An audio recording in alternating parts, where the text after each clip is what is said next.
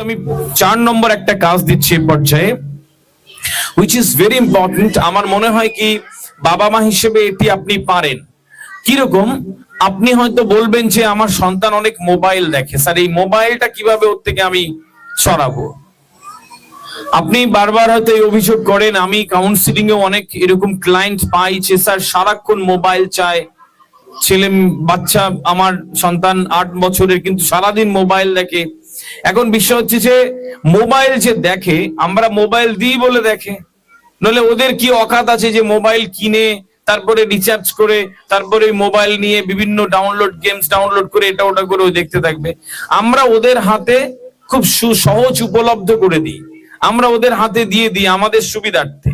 রান্নাঘরে রান্না করছেন আর আপনার 8-9 বছরের ছেলে এসে জ্বালাতন করছে, আপনি বলছেন তো মহা জ্বালাতন, চাও এখান থেকে। এখন সে যায় না, এখন মোবাইলটা দিয়ে বলছেন যা, ও হেবি খুশি।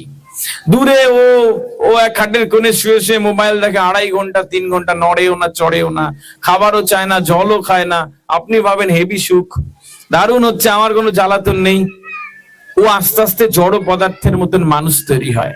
বলা হয় 4 থেকে 14 বছরের বাচ্চারা যখন 40 মিনিটের বেশি মোবাইল দেখে, এই মস্তিষ্কের প্রিফ্রন্টাল কর্টেক্সের গ্রে ম্যাটার কাজ করা বন্ধ করে দেয়, ওই সেলগুলো স্তিমিত হয়ে যায়।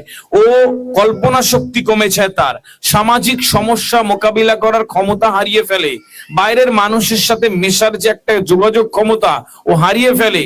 ও আস্তে আস্তে আস্তে আস্তে ও ওয়ান সেন্ট্রিক মানে এক কেন্দ্রিক ও একটা মানুষ হয়ে ওঠে, যে মোবাইলের মধ্যে যা দেখে ও মনে করে ওইটা পৃথিবী।